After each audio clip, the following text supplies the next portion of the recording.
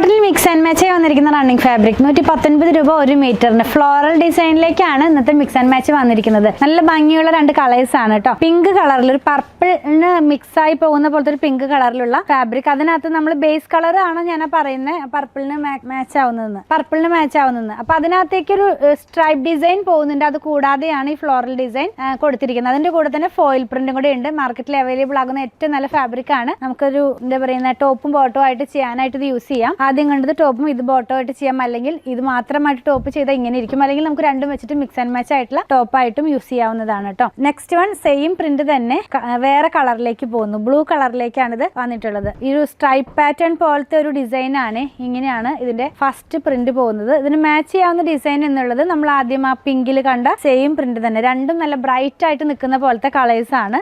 Wear ചെയ്ത് കഴിയുമ്പോൾ ഇങ്ങനെ വരും കേട്ടോ.